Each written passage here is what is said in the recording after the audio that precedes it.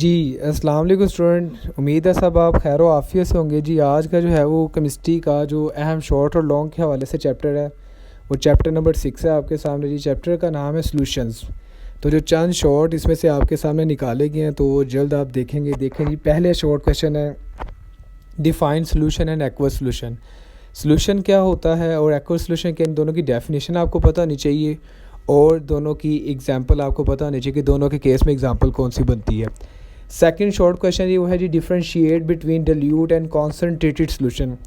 Dilute solution क्या होता है उसके बारे में पता होना चाहिए और कॉन्सनट्रेटेड सॉल्यूशन क्या होता है, दोनों में फ़र्क आना चाहिए और एग्जांपल आपने मस्त इसके अंदर देनी है। थर्ड शॉर्ट क्वेश्चन है जी, differentiate between solute and solvent with example. Solute क्या चीज़ होती है और सॉल्वेंट क्या चीज़ होती है, दोनों की आपको एग्जांपल देनी आनी चाहिए और दोनों के बारे में जो है एग्जांपल के साथ साथ आपने उनमें डिफरेंस क्लियर कट जो है वो एटलीस्ट 3 डिफरेंस मेंशन करने हैं। देन फोर्थ शॉर्ट क्वेश्चन है जी, differentiate between saturated and unsaturated solution. कभी कभार ये सवाल जो है वो सैचुरेटेड और सुपर सैचुरेटेड के दरमियान भी आता है, तो आपको दोनों हवालों से ये जवाब क्लियर होना चाहिए कि सुपर सैचुरेटेड, अनसैचुरेटेड और सैचुरेटेड सॉल्यूशन क्या होता है। एग्जांपल भी इसमें आपने क्लियरली मेंशन करनी है। देन 5, 6, 7, 8 जो शॉर्ट क्वेश्चन है जी, ये एक ही पॉइंट से है लेकिन ये चारों पूछे गए हैं। What is mass by mass, what is volume by volume, what is volume by mass and what is mass by volume ratio. तो ये परसेंटेज और रेशोज़ क्या चीज़ें होती हैं और ये सॉल्यूशन कैसे बनाए जाते हैं, ये आपने मैथमेटिकली जो इनकी डेरिवेशन है वो भी जो है डिराइव करनी है और इनका फार्मूला वगैरह गिवन दे के यूनिट के साथ बताना है और सारी एक एग्जांपल आपको सोल्व भी करनी इस हवाले से आने चाहिए। देन नेक्स्ट क्वेश्चन है जी, बहुत अहम है, डिफाइन मोलैरिटी। मोलैरिटी क्या होती है और मोलैरिटी का यूनिट है जो उसकी केमिकल इक्वेशन है, ये आपको लिखनी और बतानी आनी चाहिए। ये बहुत अहम शॉर्ट क्वेश्चन है जी, बोर्ड में कई बार रिपीट हो चुका हुआ है।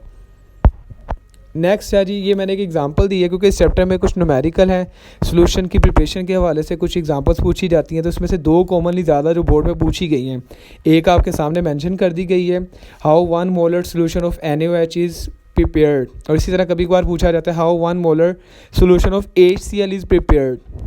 तो ये 1 मोलर सॉल्यूशन प्रिपेयर करने आना चाहिए NaOH के भी और HCl के भी, कितनी कितनी मिकदार इनकी होगी, कितना वाटर लिया जाएगा और किस तरह ये सॉल्यूशन प्रिपेयर किया जाएगा। देन नेक्स्ट शॉर्ट क्वेश्चन है जी, define solubility, why water is called universal solvent. जो सॉलेबिलिटी है ये क्या चीज़ होती है और पानी को यूनिवर्सल सॉल्वेंट का टाइटल हासिल क्यों है, ये आपने लॉजिकली रीज़न दे के इसको एक्सप्लेन करना है। देन नेक्स्ट है जी, ये शॉर्ट क्वेश्चन वैसे डिफरेंट एंगल से पूछा गया लेकिन ज़्यादातर जो फैक्टर पूछा गया सॉलिबिलिटी के हवाले से कि सॉलिबिलिटी क्या होती है और सॉलिबिलिटी के ऊपर टेम्परेचर का क्या इफेक्ट है, ये आपको बताना आना चाहिए लॉजिकल रीज़न के साथ। नेक्स्ट शॉर्ट क्वेश्चन है जी आपके सामने, differentiate between colloid and suspension. ये क्वेश्चन आपने फिंगर टिप पे याद कर लेना, बोर्ड में कई बार रिपीट हो चुका हुआ शॉर्ट क्वेश्चन के हवाले से, लॉन्ग क्वेश्चन के हवाले से, MCQs के हवाले से भी, कि कोलाइड और जो सस्पेंशन सॉल्यूशन दोनों में फ़र्क क्या होता है। इसी तरह 14 है जी, what is Tyndall effect and on what factor it depends. Tyndall effect क्या होता है और किन फैक्टर्स के ऊपर जो है ये डिपेंड कर रहा होता है, इन्हिसार करता है, ये आपको बताना आना चाहिए। ये भी एक बहुत ही ज़्यादा अहम शॉर्ट क्वेश्चन में कई बार रिपीट होने वाला क्वेश्चन है। नेक्स्ट है जी short question, why we stir paint thoroughly before using. जब भी कोई पेंट वगैरह किसी चीज़ पे किया जाता है तो उस पेंट को करने से पहले उसको थॉरली अच्छे से मिक्स किया जाता है, हिलाया जाता है, तो ऐसा क्यों किया जाता है, तो आपको लॉजिकल रीज़न इसमें बतानी आनी चाहिए। देन नेक्स्ट शॉर्ट क्वेश्चन है जी, what is mean by like dissolve like. एक बहुत ही अहम और कई बार पूछे जाने वाला टिपिकल क्वेश्चन है, लाइक डिज़ोल्व लाइक क्या होता है। पोलर पोलर में सोलेबल है, in polar non polar non polar में सोलेबल है, ऑर्गेनिक ऑर्गेनिक में, इनऑर्गेनिक ऑर्गेनिक में, तो ऐसा क्यों है, तो इसके पीछे आपको लॉजिकल रीज़न आनी चाहिए। देन आ गया जी लॉन्ग क्वेश्चन, लेकिन अब लॉन्ग क्वेश्चन में आपने याद रखना, मैंने यहाँ पे लिखा न्यूमेरिकल, तो 2014 और 15 में इसमें से न्यूमेरिकल आते रहे हुए हैं सोलिबिलिटी के हवाले से, मोलैरिटी के हवाले से, सॉल्यूशन की टाइप्स के हवाले से, तो आपने एक बार प्रैक्टिस कर लेनी है। बाकी 2016 से ऑनवर्ड इसमें से न्यूमेरिकल नहीं पूछा गया, लेकिन आपने फिर भी इसमें से एक्सरसाइज में से और विद इन टेक्स्ट में से आपने न्यूमेरिकल प्रैक्टिस कर लेने हैं। तो जो लॉन्ग क्वेश्चन है सबसे पहला जो कई बार बोर्ड में रिपीट हुआ है जी, that is explain the factor affecting the solubility या explain the principle of solubility. Solubility क्या चीज़ है या उसका प्रिंसिपल क्या है, ये क्वेश्चन पूछा जाता है, या सॉलिबिलिटी में जो फैक्टर हैं वो पूछे जाते हैं कि सॉलिबिलिटी के फैक्टर कौन से, किस तरह वो इसके ऊपर असरअंदाज हो रहे हैं।